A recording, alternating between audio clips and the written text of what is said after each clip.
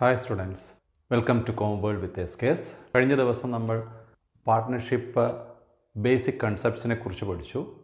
പ്രധാനമായിട്ടും നമ്മൾ പാർട്ട്ണർഷിപ്പിൻ്റെ ഡെഫിനിഷൻ, അതിൻ്റെ മീനിങ്, അതുപോലെ അതിൻ്റെ ഫീച്ചേഴ്സ് നമ്മൾ പഠിച്ചപ്പോൾ മറ്റൊരു കാര്യം കൂടി നമ്മൾ ശ്രദ്ധിച്ചു പോയായിരുന്നു. പാർട്ട്ണർഷിപ്പ് ഡീഡ് എന്താണെന്ന്, അല്ലെങ്കിൽ എഗ്രിമെൻറ്റിൻ്റെ വെളിച്ചത്തിൽ എന്താണ് ഡീഡ് എന്നുള്ള ഒരു വാക്കിനെക്കുറിച്ചും കൂടി നമ്മൾ ഡിസ്കസ് ചെയ്യുകയുണ്ടായി. സോ അവിടെ നിന്നുകൊണ്ടാണ് നമ്മുടെ രണ്ടാമത്തെ ഈ പറയുന്ന എപ്പിസോഡ്, പാർട്ട്ണർഷിപ്പുമായിട്ട് ബന്ധപ്പെട്ട് വരുന്ന എപ്പിസോഡ് തുടങ്ങുന്നത്. എഗ്രിമെൻ്റ് എന്താണെന്നുള്ളത് നമ്മൾ ഓൾറെഡി ഡിസ്കസ് ചെയ്ത് കഴിഞ്ഞ കാര്യമാണ്. Every partnership is formed based on an agreement and that agreement can be either written or oral ആകാം, അല്ലെങ്കിൽ റിട്ടൺ ആകാം. ഈ എഗ്രിമെൻറ്റിൻ്റെ പ്രസക്തി പാർട്ട്ണർഷിപ്പ് ബിസിനസ്സിൽ ഏതൊക്കെ രീതിയിലാണ് അതിനുള്ള പ്രാധാന്യം, പ്രസക്തി എന്നുള്ള കാര്യത്തെക്കുറിച്ചും കൂടി നമ്മൾ കഴിഞ്ഞ എപ്പിസോഡിൽ ഡിസ്കസ് ചെയ്തായിരുന്നു. ഒന്നുകൂടി നമുക്ക് ജസ്റ്റ് അതിനെക്കുറിച്ചൊന്ന് പറയാം. പാർട്ട്ണർഷിപ്പ് ഡീഡിൻ്റെ അല്ലെങ്കിൽ റിട്ടൺ, ലിഖിതമായിട്ടൊരു ഡോക്യുമെൻ്റ് നമ്മുടെ എഗ്രിമെൻ്റായിട്ട് ഉണ്ടായിക്കഴിഞ്ഞാൽ തീർച്ചയായിട്ടും അത് ഭാവിയിലുള്ള സാധ്യതയുള്ള ഒരുപാട് ഡിസ്പ്യൂട്ട്സ് ഒഴിവാക്കാൻ നമുക്ക് സാധിക്കുന്നു.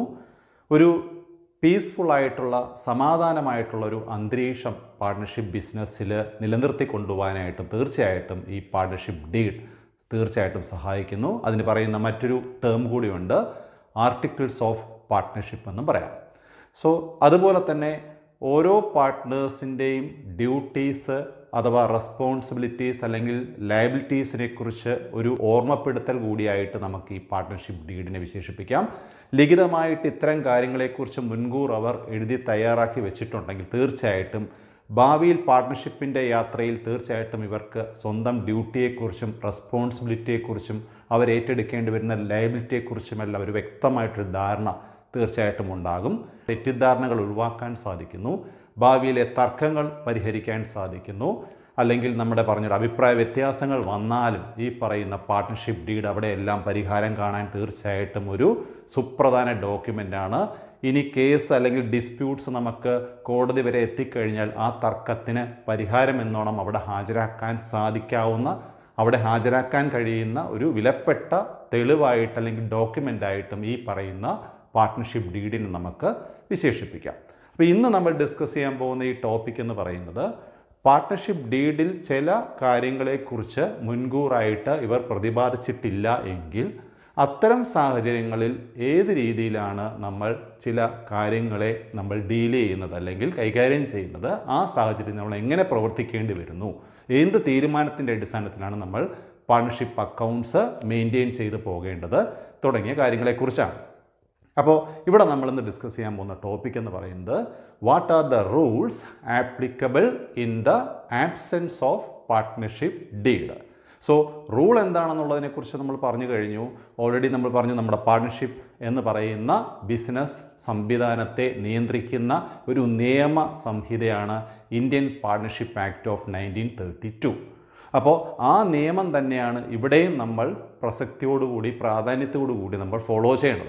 കഴിഞ്ഞ ദിവസവും നമ്മൾ ആ കാര്യം സൂചിപ്പിച്ചായിരുന്നു. പാർട്ട്ണർഷിപ്പ് ഡീഡ് എന്ന് പറയുന്ന അഥവാ എഗ്രിമെൻ്റ് എന്ന് പറയുന്നതിൽ ചില മാറ്റേഴ്സിനെ കുറിച്ച് പ്രതിപാദിച്ചിട്ടില്ല എങ്കിൽ, മുൻകൂറായിട്ടൊരു സൂചന നൽകിയിട്ടില്ല എങ്കിൽ, ഇത്തരം ഡീഡ് അഥവാ പാർട്ട്ണർഷിപ്പ് എഗ്രിമെൻറ്റിൻ്റെ അഭാവത്തിൽ, എഗ്രിമെൻറ്റിൽ ചില കാര്യങ്ങളെക്കുറിച്ച് വ്യക്തമായിട്ടൊരു മുൻകൂർ ധാരണ നൽകാത്ത പക്ഷം നമ്മൾ അത്തരം സാഹചര്യങ്ങളിൽ പാർട്ട്ണർഷിപ്പ് ആക്ട് നമ്മൾ പരിശോധിച്ച് ആ നിയമം അനുശാസിക്കുന്ന വഴിയാണ് നമ്മൾ സഞ്ചരിക്കേണ്ടത്. കഴിഞ്ഞ ദിവസം നമ്മൾ പറഞ്ഞു കഴിഞ്ഞു, ഒരു പാർട്ട്ണർഷിപ്പിലെ പ്രോഫിറ്റ് ഷെയറിംഗ് റേഷ്യോയെക്കുറിച്ച് പ്രതിപാദിച്ചിട്ടില്ല എങ്കിൽ തീർച്ചയായിട്ടും നിയമം പരിശോധിച്ച് അത്തരം സാഹചര്യങ്ങളിൽ നമ്മൾ ഈക്വലായിട്ട് ഷെയർ ചെയ്ത് പോകുന്ന കാര്യം പ്രതിപാദിച്ചു പോയാൽ, അതുപോലെ തന്നെ ചില വിലപ്പെട്ട, ചില നിർണായകമായിട്ടുള്ള കാര്യങ്ങളെക്കുറിച്ചും പാർട്ട്ണർഷിപ്പ് ഡീഡിൽ മുൻകൂറായിട്ട് സൂചനയൊന്നും നൽകിയിട്ടില്ല എങ്കിൽ, അഥവാ ഡീഡിൻ്റെ അഭാവത്തിൽ, നമ്മൾ പറഞ്ഞു ഓറൽ എഗ്രിമെൻ്റ് എന്ന് പറയുമ്പോൾ അതിന് പല വയലേഷൻസ് സംഭവിക്കാം. വ്യക്തമായിട്ടൊരു തെളിവെന്ന് പറയാനായിട്ട് അവിടെയില്ല. ആ വാക്ക് നമുക്ക് മാറ്റി പറയാനുള്ള സാധ്യതയുണ്ട്, തർക്കങ്ങൾ വരാൻ സാധ്യതയുണ്ട്, തെറ്റിദ്ധാരണകൾ വരാൻ സാധ്യതയുണ്ട്. അപ്പോൾ അത് കാരണം ഡീഡ് എന്ന് പറയുന്ന സ്ട്രോങ് ആയിട്ടുള്ള റിട്ടേൺ എഗ്രിമെൻ്റ് ഇല്ലാത്ത പക്ഷം, അതിൽ ചില കാര്യങ്ങളെക്കുറിച്ച് അവ്യക്തത വരുന്ന പ്രശ്നം തീർച്ചയായിട്ടും നമ്മൾ ഇന്ത്യൻ പാർട്ട്ണർഷിപ്പ് ആക്ട് പ്രകാരമാണ് ഈ പറയുന്ന ഡിസ്കസ് ചെയ്യാൻ പോകുന്ന സാഹചര്യങ്ങളിൽ നമ്മൾ തീരുമാനമെടുക്കേണ്ടത്. സോ അതെന്തൊക്കെയാണെന്ന് നമുക്കൊന്ന് നോക്കാം. So have a look to the rules applicable in the absence of certain items in the partnership deed or when the deed is silent regarding certain matters.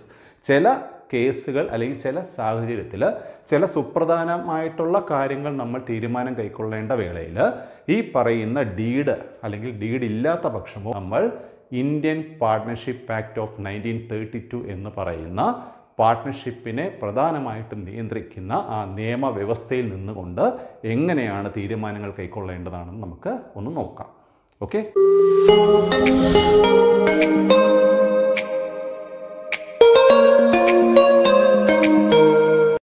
So what are the rules applicable in the absence of partnership deed? അതാണ് നമ്മൾ ഇന്ന് ചർച്ച ചെയ്യുന്ന പ്രധാനപ്പെട്ട ഒരു topic എന്ന് പറയുന്നത്.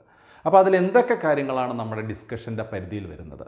So partnership deed ഇല്ലാത്ത പക്ഷമോ, അതായത് നമ്മൾ പറഞ്ഞു ഓറൽ എഗ്രിമെൻറ്റ് മാത്രം ആകാമെന്ന് പറഞ്ഞു, അല്ലെങ്കിൽ ഇത്തരം എഗ്രിമെൻറ്റുകളിൽ ചില കാര്യങ്ങളെക്കുറിച്ച് സൂചന നൽകാത്ത പക്ഷവും നമ്മൾ പറഞ്ഞു ഇന്ത്യൻ പാർട്ട്ണർഷിപ്പ് ആക്ട് 1932 പ്രകാരം നമ്മൾ എങ്ങനെയാണ് അത്തരം സാഹചര്യങ്ങളിൽ തീരുമാനം കൈക്കൊള്ളേണ്ടത്, നിയമം എന്താണ് അനുശാസിക്കുന്നത്, നിയമത്തിൽ പ്രകാരം നമ്മൾ എന്താണ് അനുസരിക്കാൻ ബാധ്യസ്ഥരാകുന്നത്, നിയമം അനുശാസിക്കുന്നത് എന്തൊക്കെയാണ്, നിയമത്തിൻ്റെ പരിധിക്കുള്ളിൽ എങ്ങനെയൊക്കെയാണ് ഇത്തരം സാഹചര്യങ്ങളിൽ നമ്മൾ കൈകാര്യം ചെയ്യേണ്ടത്, മുന്നോട്ട് പോകേണ്ടത് തുടങ്ങിയ കാര്യങ്ങളാണ് ഇന്ന് നമ്മൾ ഡിസ്കസ് ചെയ്യുന്നത്. സോ പരമാവധി കാര്യങ്ങളെക്കുറിച്ച് ഒരു വ്യക്തത തീർച്ചയായിട്ടും ഇത്തരം ഡീഡ് അടക്കമുള്ള ഓറൽ എഗ്രിമെൻ്റ് അടക്കമുള്ള എഗ്രിമെൻറ്റ്സിൽ പാർട്ട്ണർഷിപ്പിൽ ഉൾക്കൊള്ളിക്കാനായിട്ട് ശ്രമിക്കാറുണ്ട്. പക്ഷേ എന്നിരുന്നാലും ചില സാഹചര്യത്തിൽ ചില കാര്യങ്ങളെക്കുറിച്ചൊരു വ്യക്തത ഉണ്ടാവണമെന്നില്ല. അതിൽ പ്രധാനമായിട്ട് ഒന്നാണ് നമ്മൾ ഓൾറെഡി ഡിസ്കസ് ചെയ്ത് കഴിഞ്ഞ പ്രോഫിറ്റ് ഷെയറിംഗ് റേഷ്യോ എന്ന് പറയുന്നത്. അപ്പോൾ എന്താണ് പ്രോഫിറ്റ് ഷെയറിംഗ് റേഷ്യോ? ഒരു പാർട്ട്ണർഷിപ്പ് ഫേമിൽ നമ്മൾ പറഞ്ഞു പാർട്ട്ണർഷിപ്പിൻ്റെ ബിസിനസ് എയിം ചെയ്യുന്നത് തന്നെ ഫോർ മേക്കിംഗ് പ്രോഫിറ്റ് എന്നുള്ളതാണ്. സോ ആ പ്രോഫിറ്റ് പാർട്ട്നേഴ്സ് എങ്ങനെ ഷെയർ ചെയ്യുന്നു, ഓരോ വർഷവും സ്ഥാപനം ഉണ്ടാക്കുന്ന പ്രോഫിറ്റ് എന്നത് ഇവർ ഏത് പ്രപ്പോർഷനിലാണ് വീതിക്കുന്നത്, ആ ഒരു പോയിന്റിൻ്റെ അടിസ്ഥാനത്തിൽ ആപ്ലിക്കബിൾ ആയിട്ടുള്ള നിയമം എന്താണെന്ന് നമുക്കൊന്ന് നോക്കാം. നമ്മൾ ഓൾറെഡി പറഞ്ഞു കഴിഞ്ഞു, if there is any ratio already agreed upon, then that ratio will be clearly mentioned in the agreement or partnership deed. So അങ്ങനെ ഡീഡിൽ മുൻകൂറായിട്ട് ഇവർ ഈ പ്രോഫിറ്റ് അല്ലെങ്കിൽ ലോസ് വന്നാൽ ഷെയർ ചെയ്യേണ്ട പ്രപ്പോർഷനെ കുറിച്ച് മുൻകൂറായിട്ട് വ്യക്തമായിട്ട് അത് പറഞ്ഞിട്ടുണ്ടെങ്കിൽ പിന്നെ നമുക്ക് പ്രശ്നമില്ല. ആ ഡീഡിനെ ഫോളോ ചെയ്ത് ആ എഗ്രിമെൻറ്റിൽ പറഞ്ഞേക്കുന്ന ആ റേഷ്യോ പ്രകാരം തന്നെ നമുക്ക് പാർട്ട്നേഴ്സിൻ്റെ ഇടയിൽ ലാഭവും നഷ്ടവും വീതിക്കാം. പക്ഷേ ഡീഡിൽ ഈ പറയുന്ന റേഷ്യോയെക്കുറിച്ച് പറഞ്ഞിട്ടില്ല എങ്കിൽ, അല്ലെങ്കിൽ ഡീഡിൻ്റെ അഭാവത്തിൽ നമ്മൾ പറയുന്നത് ഇന്ത്യൻ പാർട്ട്ണർഷിപ്പ് ആക്ടിനെ ഫോളോ ചെയ്തുകൊണ്ട് നിയമം പറയുന്നത് ഇത്തരം സാഹചര്യങ്ങളിൽ പ്രോഫിറ്റ് ആയാലും ലോസ് ആയാലും പാർട്ട്നേഴ്സ് അത് തുല്യമായിട്ട് വീതിക്കുക. So what is the rule regarding the profit sharing ratio? If the deed is silent regarding the sharing of profit and losses or the ratio regarding the sharing of profit and losses, then the act says that it should be shared among the partners in equal proportion. 3 partners ഉണ്ടെങ്കിൽ 1:1:1 എന്നുള്ള റേഷ്യോയിൽ അവർ 3 ഈക്വലായിട്ട് വീതിക്കുന്നു. 5 പേരുണ്ടെങ്കിൽ 5 ഈക്വലായിട്ട് വീതിക്കുന്നു. ഈ രീതിയിലുള്ള ഒരു അനുപാതത്തിലാണ് Indian partnership ആക്ടിൻ്റെ നിയമപ്രകാരം partnership deed എന്ന് പറയുന്ന എഗ്രിമെൻറ്റിൽ ഇത് പറഞ്ഞിട്ടില്ലാത്ത പക്ഷം നമ്മൾ പ്രോഫിറ്റും ലോസും ഷെയർ ചെയ്യേണ്ടത്. Is it clear?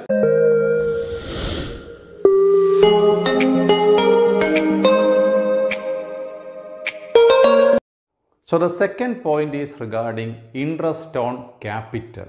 So what is interest on capital? Interest on capital എന്ന് പറഞ്ഞു കഴിഞ്ഞാൽ ഉടമസ്ഥരായിട്ടുള്ള ഈ പാർട്ട്നേഴ്സ് ഫേമിലേക്ക് മുടക്കുന്ന അവരുടെ മൂലധനം അഥവാ ക്യാപിറ്റലിന് ഫേം തിരിച്ചവർക്ക് പലിശ നൽകേണ്ടതായിട്ടുണ്ട്.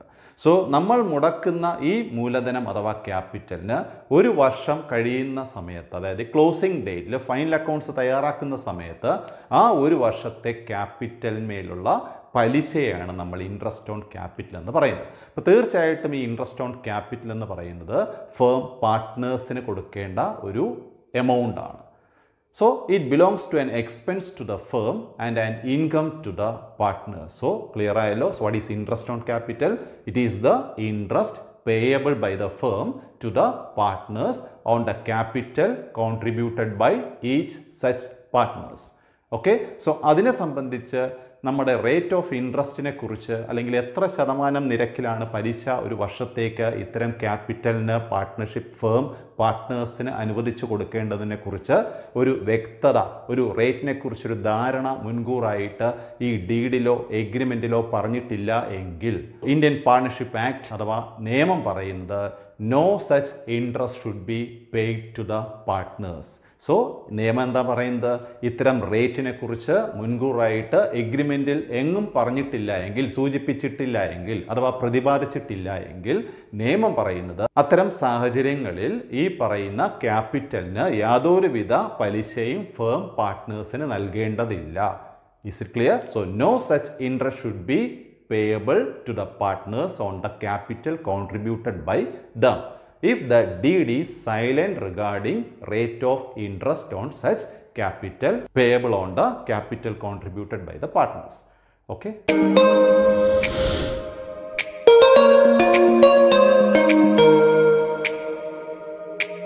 സോ മറ്റൊരു പോയിന്റും കൂടി ഇൻട്രസ്റ്റ് ഓൺ ക്യാപിറ്റലുമായിട്ട് ബന്ധപ്പെടുത്തി നമ്മൾ പഠിക്കേണ്ടതായിട്ടുള്ളത്, അറിഞ്ഞിരിക്കേണ്ടതായിട്ടുള്ളൊരു കാര്യം കൂടി ഉള്ളത്, ഇൻട്രസ്റ്റ് ഓൺ ക്യാപിറ്റലിനെ കുറിച്ച് അഥവാ ഡീഡ് അഥവാ എഗ്രിമെൻറ്റിൽ മുൻകൂറായിട്ടൊരു ധാരണ, ഒരു സൂചന നൽകിയിട്ടുണ്ടെങ്കിൽ പോലും ആ പലിശ നൽകേണ്ട ഒരു സാഹചര്യം എന്ന് പറയുന്നത് only in the event of profit.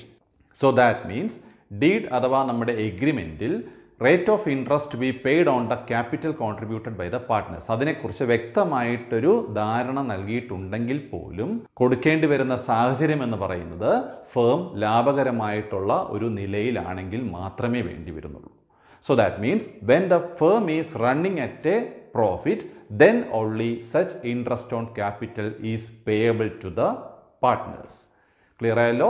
അപ്പോൾ എഗ്രിമെൻറ്റിൽ പറയാത്ത പക്ഷം, എഗ്രിമെൻറ്റിൽ ഈ പറയുന്ന റേറ്റിനെ കുറിച്ച് പ്രതിപാദിച്ചിട്ടില്ല എങ്കിൽ നിയമം പറയുന്നത് it should not be payable to the partners.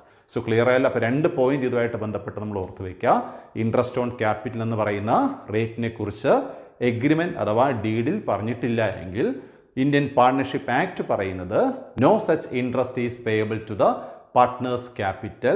And also one point we have to notice here is that even though the rate of interest is already clearly mentioned in the agreement or in the deed, the firm need to be paid it only in the case when they are running at a profit. That means when a firm has incurred any loss in a particular year, in that year they need not pay such interest on capital to the partners. Okay?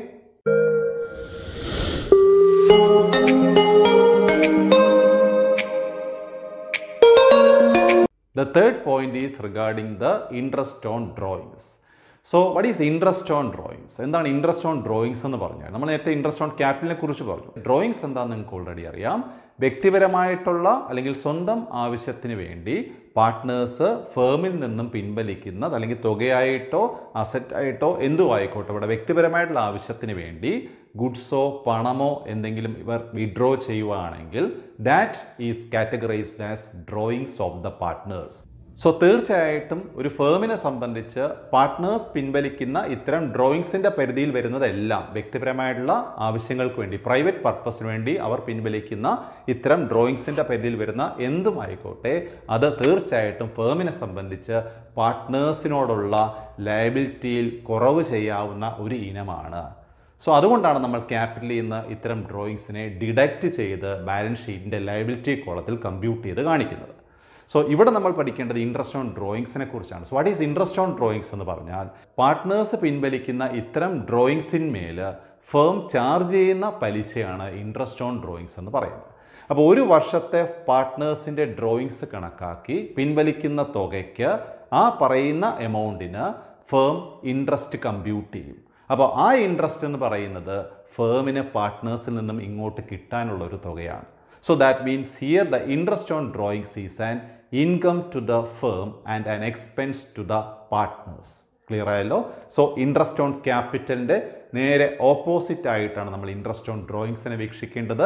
അപ്പോൾ ഇവിടെ നമ്മൾ പറയുന്നു ഈ പറയുന്ന എഗ്രിമെൻറ്റിൽ ഈ പറയുന്ന ഡ്രോയിങ്സിന്മേൽ charge ചെയ്യേണ്ട പലിശ നിരക്കിനെ കുറിച്ച് മുൻകൂറായിട്ട് വ്യക്തമായിട്ടൊരു സൂചന നൽകിയിട്ടില്ല എങ്കിൽ അത്തരം സാഹചര്യങ്ങളിൽ ഇന്ത്യൻ പാർട്ണർഷിപ്പ് ആക്ട് ഓഫ് 1932 പറയുന്നത് ഈ പറയുന്ന ഡ്രോയിങ്സിന്മേൽ ഫേമിന് യാതൊരുവിധ ഇൻട്രസ്റ്റും ചാർജ് ചെയ്യാനുള്ള അധികാരം ഇല്ല, ചാർജ് ചെയ്യേണ്ട കാര്യമില്ല.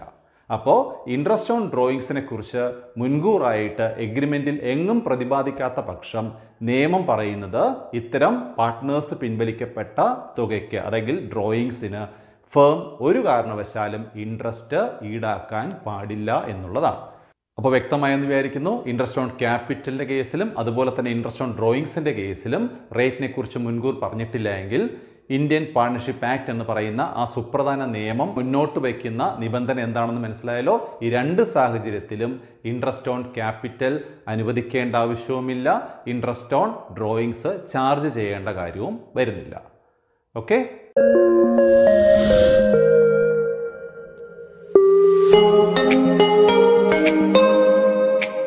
അടുത്തതായിട്ട് നമ്മൾ ഡിസ്കസ് ചെയ്യാൻ പോകുന്ന ഒരു സുപ്രധാനമായിട്ടൊരു ഇനമാണ്, ഈ പറയുന്നതിൽ നിന്നും തികച്ചും വ്യത്യസ്തമായിട്ടുള്ള ഒരു ഇനമാണ് ഇൻട്രസ്റ്റ് ഓൺ ലോൺ എന്ന് പറയുന്നത്. സോ എന്താണ് ലോൺ എന്ന് പറയുന്നത്? സോ ലോൺ നമുക്കറിയാം വായ്പ അല്ലേ. അപ്പോൾ കടമായിട്ട് പാർട്ട്നേഴ്സിൽ നിന്നും ഫേം ഏതെങ്കിലും രീതിയിൽ തുക സ്വീകരിച്ചു കഴിഞ്ഞാൽ that will be categorised as loan amount. അപ്പോൾ ക്യാപിറ്റലുണ്ട്, ക്യാപിറ്റലിന് പുറമേ അല്ലെങ്കിൽ മൂലധനം മുടക്കിയതിന് പുറമേ വായ്പയായിട്ട് കടമായിട്ട് ഏതെങ്കിലും തരത്തിൽ ഒരു തുക പാർട്ട്നേഴ്സ് ഫേമിലേക്ക് നൽകിയിട്ടുണ്ടെങ്കിൽ, കടമായിട്ട് നൽകിയിട്ടുണ്ടെങ്കിൽ that amount is termed as loan amount. അപ്പോൾ തീർച്ചയായിട്ടും അതും ഒരു കടബാധ്യത തന്നെയാണ് ഫേമിനെ സംബന്ധിച്ച്. ഈ ലോണിനും പലിശ ഫേം പാർട്ട്നേഴ്സിന് നൽകേണ്ടതായിട്ട് വരും. അപ്പോൾ ആ ഒരു വർഷം പൂർത്തിയാകുന്ന സമയത്ത് ആ വർഷം എത്രത്തോളം വായ്പയാണ് പാർട്ട്ണർഷിപ്പ് ഫേം പാർട്ട്നേഴ്സിൽ നിന്നും കൈപ്പറ്റി എന്നുള്ളത് കണക്കാക്കി അതിന് നമ്മൾ ആ ഒരു വർഷത്തെ പലിശ കണക്കാക്കേണ്ടതായിട്ടുണ്ട്. ആ റേറ്റ് ഓഫ് ഇൻട്രസ്റ്റിനെ കുറിച്ച് ഡീഡിൽ പറഞ്ഞിട്ടില്ല എങ്കിൽ പാർട്ണർഷിപ്പ് ആക്ട് പറയുന്നത് നിർബന്ധമായിട്ടും ഇൻട്രസ്റ്റ് കൊടുത്തേ പറ്റൂ. അപ്പോൾ ഇതുവരെ നമ്മൾ പറഞ്ഞതുപോലെ അല്ല, ഇൻട്രസ്റ്റ് ഓൺ ക്യാപിറ്റലും ഇൻട്രസ്റ്റ് ഓൺ ഡ്രോയിങ്സിൻ്റെയും കേസിൽ നോ ഇൻട്രസ്റ്റ് എന്ന് പറഞ്ഞതുപോലെ അല്ല ഇൻട്രസ്റ്റ് ഓൺ ലോണിൻ്റെ കേസ് എന്ന് പറയുന്നത്.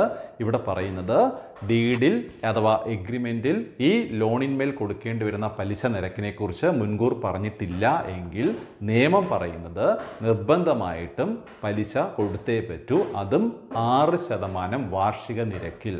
So 6% per annum rate of interest should be paid by the firm to the partners on the loan contributed by the partners. So what is loan? Any amount given by the partners to the firm over and above the capital contribution is called the loan amount. Capital കോൺട്രിബ്യൂഷന് പുറമേ, അതുമായിട്ട് ബന്ധപ്പെടുത്തരുത്, അതിന് പുറമേ കടമായിട്ട് ഏതെങ്കിലും തുക ഫേമിലേക്ക് പാർട്ട്നേഴ്സ് നൽകിയിട്ടുണ്ടെങ്കിൽ that amount can be called as loan amount. അപ്പോൾ അതിൻ്റെ പലിശ എന്ന് പറയുന്നത് റേറ്റിനെ കുറിച്ച് ഡീഡിൽ അഥവാ എഗ്രിമെൻറ്റിൽ പറഞ്ഞിട്ടില്ല എങ്കിൽ പോലും നിയമം പറയുന്നത് 6% വാർഷിക നിരക്കിൽ ഈ ലോണിന്മേൽ പാർട്ട്നേഴ്സിന് ഫേം ലോൺ ഇൻട്രസ്റ്റ് ആയിട്ട് കൊടുത്തേ പറ്റൂ. അതും മറ്റൊരു ക്ലോസും കൂടി അവിടെ നമ്മൾ ഓർക്കേണ്ടതായിട്ടുണ്ട്. ഇവിടെ പറയുന്ന മറ്റൊരു കണ്ടീഷൻ എന്ന് പറയുന്നത് ഈ പറയുന്ന റേറ്റ് ഓഫ് ഇൻട്രസ്റ്റ് എന്ന് പറയുന്നത് അല്ലെങ്കിൽ ലോണിന്മേലുള്ള പലിശ ഫേം നഷ്ടത്തിലാണെങ്കിൽ പോലും നൽകാൻ നിർബന്ധിതരാണ്. This interest on loan at the rate of 6% per annum should be paid by the firm to the partners loan amount even if the firm is running at a loss. അപ്പോൾ നേരത്തെ നമ്മൾ interest on ക്യാപിറ്റലിൻ്റെ കേസിൽ പറഞ്ഞത് അതുപോലെയല്ല. അവിടെ പറഞ്ഞത് rate of ഇൻട്രസ്റ്റിനെ കുറിച്ച് പറഞ്ഞാലും ലോസ് ഉള്ള സാഹചര്യങ്ങളിൽ, ലോസ് നേരിടേണ്ടി വന്ന ഒരു സാഹചര്യത്തിൽ ഫേമിന് ഇത്തരം ഇൻട്രസ്റ്റ് ഓൺ ക്യാപിറ്റൽ കൊടുക്കേണ്ട ആവശ്യമില്ല എന്നാണ്. പക്ഷേ ഇവിടെ നിയമം പറയുന്നത് അങ്ങനെയല്ല. നഷ്ടത്തിലാണെങ്കിൽ പോലും, ഫേം നഷ്ടം നേരിടുന്ന വർഷങ്ങളിൽ പോലും ഈ പറയുന്ന ലോണിന്മേലുള്ള പലിശ 6% നിരക്കിൽ ഒരു വാർഷിക കണക്കായിട്ട് അവർക്ക് നൽകിയേ പറ്റൂ. സോ അതാണ് നിയമം അനുശാസിക്കുന്നത്. അപ്പോൾ ഇവിടെയും ആ ലോണിന്മേലുള്ള പലിശ എന്ന് പറയുന്നത് പാർട്ട്നേഴ്സിന് ഇൻകമായിട്ട് രേഖപ്പെടുത്തുന്നു. ഫേമിനെ സംബന്ധിച്ച് അതൊരു എക്സ്പെൻസ് ആയിട്ടും രേഖപ്പെടുത്തേണ്ടതായിട്ട് വരും.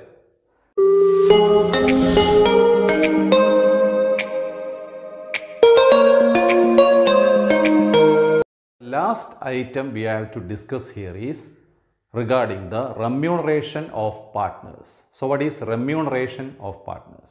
Remuneration means ഈ പറയുന്ന പാർട്ട്നേഴ്സിന് നമ്മൾ പറഞ്ഞു ഒരു പാർട്ട്ണർ ഒരു പക്ഷേ മറ്റുള്ളവർക്ക് വേണ്ടി ബിസിനസ്സിൻ്റെ മേൽനോട്ടം വഹിക്കാമെന്ന് പറഞ്ഞു. അപ്പോൾ അങ്ങനെയുള്ള എക്സ്ട്രാ ഒരു സ്ട്രെയിൻ എടുക്കുന്ന ഒരു പാർട്ട്ണർക്ക്, ഒരു പെയിൻ എടുക്കുന്ന പാർട്ട്ണർക്ക് തീർച്ചയായിട്ടും പാർട്ട്നേഴ്സ് എല്ലാവരും കൂടി ഒരു നിശ്ചിത എമൗണ്ട് ശമ്പളമായിട്ട് നിശ്ചയിച്ച് നൽകാം, സാലറി ആയിട്ട് നൽകാം. അതുപോലെ തന്നെ പാർട്ട്നേഴ്സ് ഫേമിലേക്ക് കൊണ്ടുവരുന്ന വ്യക്തിപരമായിട്ടുള്ള കഴിവ് ഉപയോഗിച്ചിട്ട് കൊണ്ടുവരുന്ന ബിസിനസ്സുകൾക്ക് കമ്മീഷൻ നൽകാം. അപ്പോൾ ഇങ്ങനെയുള്ള ആനുകൂല്യങ്ങളെല്ലാം കൂടെ ചേർത്താണ് റെമ്യൂണറേഷൻ എന്നുള്ള ഒരു വാക്കിലൂടെ നമ്മൾ വിശേഷിപ്പിക്കുന്നത്. അപ്പോൾ തീർച്ചയായിട്ടും ഒരു കാര്യം ഓർക്കേണ്ടത്, റെമ്യൂണറേഷൻ എന്ന് പറഞ്ഞാൽ പാർട്ട്നേഴ്സിന് ഫേമിൽ നിന്നും അനുവദിച്ച് കിട്ടാനുള്ള ഇത്തരം ആനുകൂല്യങ്ങളെക്കുറിച്ചാണ്. അതിൽ സാലറി ഉൾപ്പെടാം, കമ്മീഷൻ ഉൾപ്പെടാം തുടങ്ങിയ ആനുകൂല്യങ്ങളെല്ലാം ചേർത്ത് നമ്മൾ അറിയപ്പെടുന്നൊരു വാക്കാണ് റെമ്യൂണറേഷൻ ടു പാർട്ട്നേഴ്സ്. ഇപ്പോൾ പാർട്ട്നേഴ്സിന് അതൊരു ഇൻകം തന്നെയാണ്, ഫേമിനെ സംബന്ധിച്ച് അതൊരു എക്സ്പെൻസുമായിട്ട് രേഖപ്പെടുത്തേണ്ടതായിട്ട് വരും. അപ്പോൾ ഇങ്ങനെയുള്ള ശമ്പളത്തെക്കുറിച്ചോ കമ്മീഷനായിട്ട് നൽകേണ്ട റേറ്റ് ഓഫ് കമ്മീഷനെക്കുറിച്ചോ ഒന്നും, ഒരു തുകയെക്കുറിച്ചും ഒന്നും മുൻകൂറായിട്ട് ഈ പറയുന്ന എഗ്രിമെൻ്റ് അഥവാ ഡീഡിൽ പ്രതിപാദിക്കാത്ത പക്ഷം നിയമം പറയുന്നത് യാതൊരുവിധ ഇത്തരം ആനുകൂല്യങ്ങൾക്കും പാർട്ട്നേഴ്സ് അർഹരല്ല എന്നുള്ളതാണ്. അതായത് യാതൊരുവിധ റെമ്യൂണറേഷനും സാലറി ആയിട്ടോ കമ്മീഷനായിട്ടോ മറ്റു രീതിയിലോ പാർട്ട്ണർഷിപ്പ് ഫേമിൽ നിന്നും ഇവർക്ക് അനുവദിച്ചു കൊടുക്കേണ്ട ആവശ്യം ഇല്ല. അപ്പോൾ ഡീഡിൽ പറഞ്ഞിട്ടുണ്ടെങ്കിൽ മാത്രം നൽകുക, അല്ലെങ്കിൽ ആക്ട് പറയുന്നത് ഇത്തരം റെമ്യൂണറേഷൻ അവർക്ക് അനുവദിക്കേണ്ട ആവശ്യം വരുന്നില്ല എന്നാണ്. അപ്പോൾ ക്ലിയർ ആയല്ലോ. So if the deed is silent regarding such remuneration payable to the partners, then as per the Indian Partnership Act of 1932, they demands that no such remuneration is payable by the firm to the partners. So students, അപ്പോൾ ഇന്ന് നമ്മൾ discuss ചെയ്ത ഈ പ്രധാനപ്പെട്ട ഒരു ഏരിയയെക്കുറിച്ച് നിങ്ങൾക്ക് വ്യക്തത വന്നു എന്ന് തന്നെ വിചാരിക്കുന്നു. ഈ പറയുന്ന ഏരിയ എന്ന് പറയുന്നത് വളരെ ഭംഗിയായിട്ട് നമ്മുടെ മനസ്സിലേക്ക് പതിപ്പിക്കേണ്ട ഒരു ഏരിയയാണ്. പ്രോബ്ലം സൈഡിലോട്ട് നോക്കുമ്പോൾ ഇത്തരം സാഹചര്യങ്ങൾ വന്നു കഴിഞ്ഞാൽ നിയമം പരിശോധിച്ച് ഈ സാഹചര്യത്തെ നമ്മൾ കൈകാര്യം ചെയ്യുന്നുള്ളതിനെക്കുറിച്ച് വ്യക്തമായിട്ട് നമ്മൾ അറിഞ്ഞിരിക്കേണ്ടതായിട്ടുമുണ്ട്. അപ്പോൾ ഒന്നുകൂടി ഒന്ന് ഓർപ്പിക്കുവാണ്, ഈ പറയുന്ന എഗ്രിമെൻ്റ് തന്നെയാണ് ഏറ്റവും പ്രധാനപ്പെട്ടത്. ആ എഗ്രിമെൻറ്റിൽ നമ്മൾ ഡിസ്കസ് ചെയ്ത കാര്യങ്ങളെക്കുറിച്ച് വ്യക്തത ഉണ്ടെങ്കിൽ പിന്നെ നമ്മൾ നിയമത്തിൻ്റെ പുറകെ പോകേണ്ട ആവശ്യം വരുന്നില്ല. ഡീഡ് എന്ന് പറയുന്ന റിട്ടൺ എഗ്രിമെൻറ്റിൻ്റെ അഭാവത്തിലും ഈ പറയുന്ന സാഹചര്യങ്ങൾ വന്നാൽ നമ്മൾ എങ്ങനെ അതിനെ തരണം ചെയ്യുന്നുള്ളതിനെ കുറിച്ചാണ്. ഇന്ത്യൻ പാർട്ണർഷിപ്പ് ആക്ടിൻ്റെ പരിധിയിൽ നമ്മൾ ഇത്തരം കാര്യങ്ങൾ എങ്ങനെയാണ് കൈകാര്യം ചെയ്യുന്നത്? ഒന്ന്, നമ്മൾ പ്രോഫിറ്റ് ആൻഡ് ലോസ് ഷെയറിംഗ് റേഷ്യോയെക്കുറിച്ച് പറഞ്ഞു. അവിടെ പറഞ്ഞത് if the deed is silent regarding the ratio of sharing of profit and losses, then as per the Indian Partnership Act of 1932, the profit or loss should be shared among the partners in equal proportion. രണ്ട്, interest on ക്യാപിറ്റലിനെ കുറിച്ചായിരുന്നു. Interest on ക്യാപിറ്റലിൻ്റെ റേറ്റിനെ കുറിച്ച് ഡീഡിൽ പറഞ്ഞിട്ടില്ല എങ്കിൽ as per the Indian partnership act they are demanding that no such interest is payable to the partners capital by the firm. And one more point we have to notice in connection with such interest on capital is that even if the rate is clearly mentioned in the agreement, then the firm need to be pay such an interest on the capital contributed by the partners only when the firm is running at a profit. That means when the firm is not making any profit in a particular year, or either it is running at a loss, then they need not be pay such interest on capital contributed by the partners. That is what the Act suggests. Then the next point was regarding the interest on drawings. So, if the deed is or the agreement is silent regarding the interest on drawings rate, then the Act suggests that no such interest on drawings should be charged on the drawings made by the partners. Then we have discussed what is interest on loan. So here there is a different type of approach from the Indian Partnership Act. They demand that if the agreement is silent regarding the rate of interest to be payable on the loan amount given by the partners, then as per the Indian Partnership Act, the partnership firm must pay 6% per annum as the interest on the loan contributed by the partners. So what is loan? That amount contributed over and above the capital. ക്യാപിറ്റലിന് പുറമേ ഇവർ വായ്പയായിട്ട് നൽകുന്ന തുകയെ നമ്മൾ ലോണെന്ന് വിളിച്ചു. ആ ലോണിന്മേലുള്ള പലിശ നിരക്കിനെ കുറിച്ചാണ് നമ്മൾ സംസാരിച്ചത്. 6% വാർഷിക നിരക്കിൽ നമ്മളത് നൽകിയേ പറ്റൂ. ഫേം നഷ്ടം നേരിടുന്ന അവസ്ഥയിൽ പോലും വർഷങ്ങളിൽ പോലും ഈ പറയുന്ന 6% നിരക്കിലുള്ള പലിശ ലോണിന്മേൽ ഫേം നൽകിയേ തീരൂ എന്നാണ് ഇന്ത്യൻ പാർട്ണർഷിപ്പ് ആക്ട് പറയുന്നത്. Then we have gone to the last area, that is regarding the remuneration. So what is remuneration? Remuneration means the salary, commission, etc. payable by the firm to the partners. So if the deed is silent regarding such remuneration payable to the partners, പാർട്ട്നേഴ്സിന് കൊടുക്കേണ്ട ഇത്തരം റെമ്യൂണറേഷൻ്റെ തുകയെക്കുറിച്ചോ നിരക്കിനെക്കുറിച്ചോ ഒന്നും പ്രതിപാദിച്ചിട്ടില്ല എങ്കിൽ Indian partnership act പറയുന്നത് no such remuneration is to be paid to the partners. പാർട്ട്നേഴ്സിന് യാതൊരുവിധ ഇത്തരം ആനുകൂല്യങ്ങളും നൽകേണ്ട കാര്യം ഫേമിനില്ല. സോ അവർക്കത് കൊടുക്കേണ്ട ആവശ്യം വരുന്നില്ല എന്നർത്ഥം. ഈ പോർഷൻ തീർച്ചയായിട്ടും നിങ്ങൾക്ക് ഗുണകരമായെന്ന് വിചാരിക്കുന്നു. ഇത് തീർച്ചയായിട്ടും നിങ്ങൾ പഠിക്കുക. ഇതിൻ്റെ നോട്ട് ഞാൻ ഡിസ്ക്രിപ്ഷൻ ബോക്സിൽ ലിങ്കായിട്ട് തന്നെ ഇട്ടിട്ടുണ്ട്. സോ ഇത് തീർച്ചയായിട്ടും നമുക്ക് പ്രോബ്ലം ചെയ്യുമ്പോൾ തീർച്ചയായിട്ടും നമുക്ക് പ്രയോജനപ്പെടുന്നൊരു കണ്ടൻറ്റാണ്. അതുകൊണ്ട് തന്നെ വളരെ ഭംഗിയായിട്ട് 2-3 ആവർത്തിയായിട്ട് നിങ്ങളിത് വായിച്ച് മനസ്സിലാക്കുക, പഠിക്കുക. പാർട്ണർഷിപ്പിൻ്റെ മറ്റൊരു ഇമ്പോർട്ടൻ്റ് ആയിട്ടുള്ള എപ്പിസോഡുമായിട്ട് നമുക്ക് വീണ്ടും കാണാം. Till then take care, stay safe, bye. Thank U.